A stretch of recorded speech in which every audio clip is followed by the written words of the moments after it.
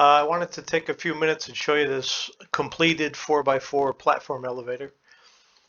Um, and this is the one that's based off of Dr. Plasma's 4x4 slime block elevator platform, I guess. A very cool design. So as soon as I saw this, I wanted to definitely make a multi-floor out of it. But I had to do a few things to it and figure it out to make it work. I had to add some components to the bottom of the elevator. I'll show you over there in these couple designs. Um, let's see. I had to add 3 slime blocks, 3 observers, and 1 regular piston. And of course the regular piston makes it, this redstone block makes the piston immovable. So it'll stop the elevator on the way down or help it go up. So I've got that. The observers will help detect where the elevator is. It also makes the doors work, and it also works a reset. So that's the 3 observer functions.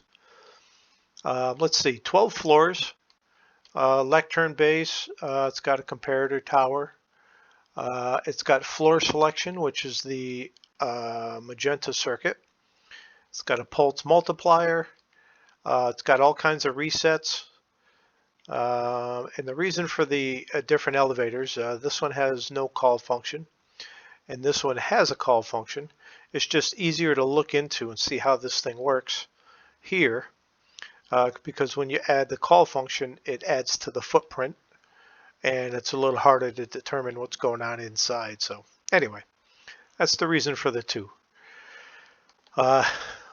So when I built this, I didn't know how I was going to do the call function. So when everything got complete, right onto the doors, then it was time to do the call function, and I knew I had to have an additional button. So that's where the call function started, with this red block and a button, and I kind of took it from there.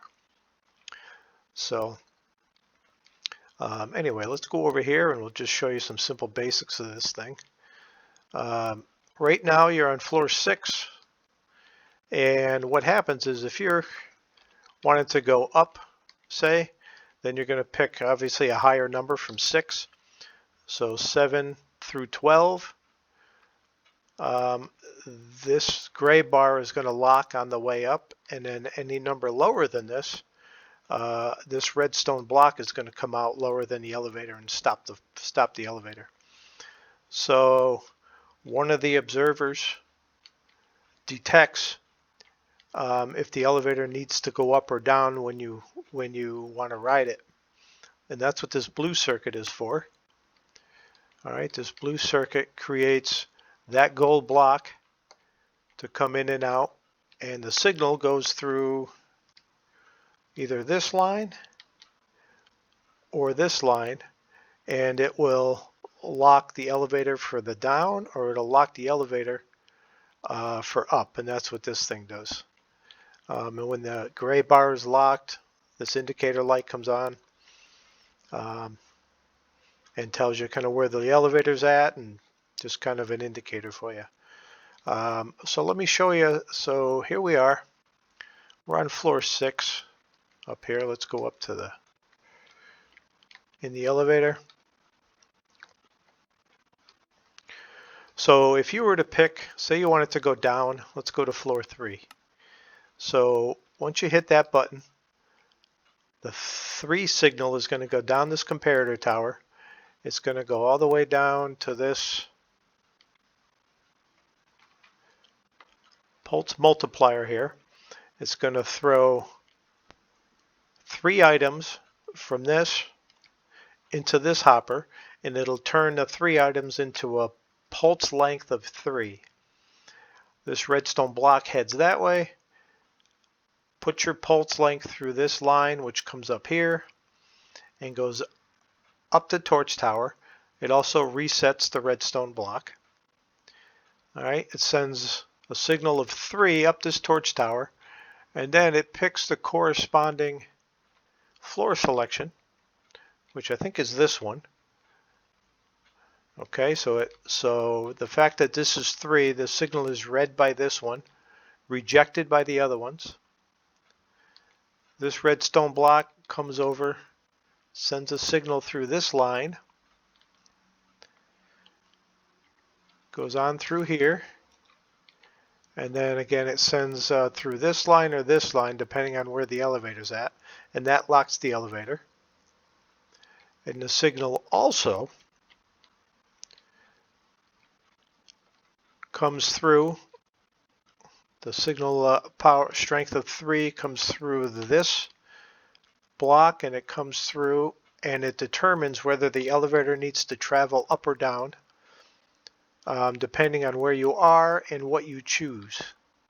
So if the number that you choose is lower than the floor you're on, it's going to go down this line. If the number you choose is higher than the floor you're on, it's going to choose this line. So this is a determiner right here of the elevator goes up or down. Sorry for that confusion, but so that's what happens per floor. So it sends 3 signals out here. That gold block determines which gets locked. This blue circuit determines which way the elevator has to travel, and this white circuit locks the doors, so whatever floor that you want to land on, the doors open. So that's what goes on. So I'll show you over here. That makes sense. All that in one button. It's cool. Now when the elevator reaches your floor, if you're going down, the redstone block will get reset afterwards, or this will get reset if you're going up. So press this button. Let's see now. Let's see, we're on what, floor 3? We're on floor 3. So we press this button, right? Send the signal down to the pulse multiplier. Comes up, and it does all this, and actually rather quickly. So floor 3, well, it happens kind of quickly. So anyway, you saw all that. There it is.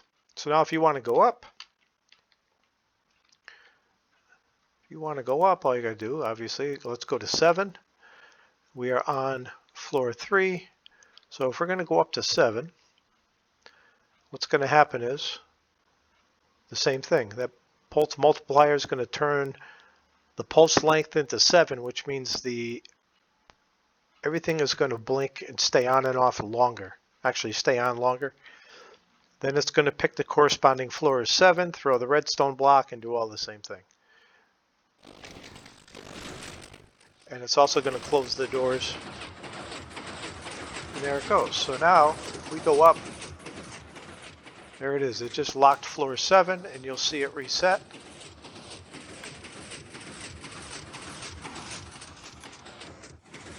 There you go. So that resets it. Now it's back to waiting for the next command. So that's a quick version of what goes on here. Very cool. So then we had to, of course, add a call function. And the call function is actually its own circuit. So let's see. When you press, okay, we're on floor 6, right? We're on floor 6. So say we're going to go, we want to call it down here. Say we want to call it down to floor 2. So what happens is signal goes through this gray line, all right, steps down, and it does a few things.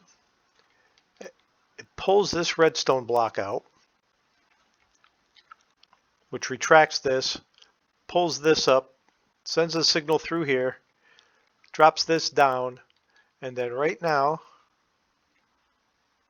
and then the signal will go through the corresponding target block after the button is pushed. So we're going to go to floor 2, and let's see if we can go around the back quick and see what's going on here.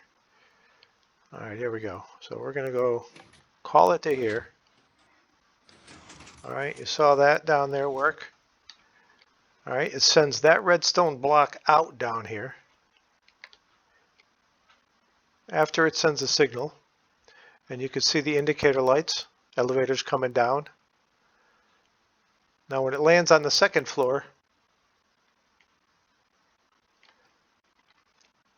as you can see, it's got this block came up, so it's ready for their next command. This block came up. This block is for if you call it up. This block is for if you call it down. And depending on which way you call it, only one signal is going to go through, either this one or this one, but they're both going to get reset. In my last video, I showed how to build the call function per floor, and this is a triple reset here. Where over here is a double reset. And this block is pretty cool because per floor, this will come out and stop the signal from going, because this is kind of a counterclockwise thing. It comes down here, over and up. So it'll stop the flow when it doesn't need a signal pass through. So let's just call it up. We'll call it up to, I don't know, let's call it up to floor 9. So we're going to call it up here. You saw that activate. You're going to see the center lights. Now you saw floor 9. So now you see the redstone block is sent out. That just reset. All right, up here, that's ready. The gold block is ready for the next command. And then the elevator is going to hit floor 9, and then that gets reset. Your indicator light tells you where you're at. And I needed these indicator lights for the back, so when I was building this thing, I knew where it was. So anyway, that's kind of a quick version of what's going on. I'm going to put a world download up for you so you can check this thing out. It's a cool build. It's got a lot of cool things to it. And over here, we did a final draft here. Indicator lights on the right tells you where the elevator is, and on the left is lights that just tell you which way the elevator is traveling.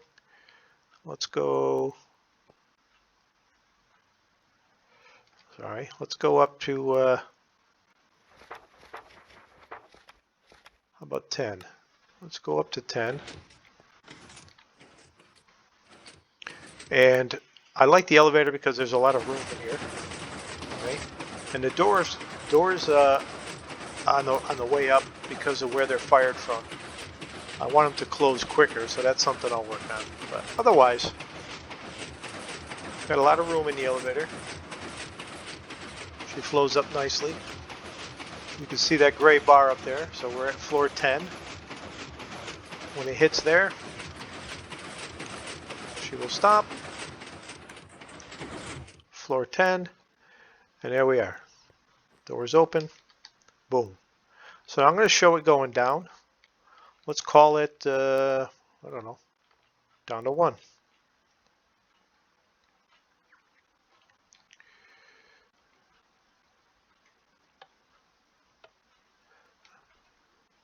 Now you're going to see the travel lights happening. Doors closed. It's on its way down.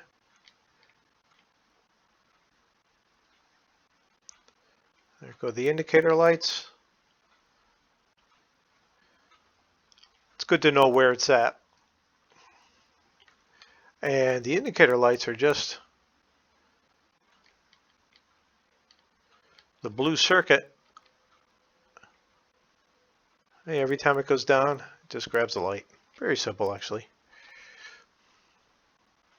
Floor 2, floor 1,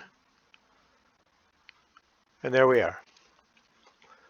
So that's pretty much it, folks. I'm going to do a separate video on the floor selection and the pulse multiplier, how it's connected to the lectern, because that I've been working on that for a while, and I finally got it figured out. So anyway, hope you enjoyed this video. It's a cool elevator. Thanks to Dr. Plasma for allowing me to use his elevator. And he's actually got a 5x5 circular. I think I want to do one of those too. But anyway, peace out, enjoy, and I'll put a world download in the description for you.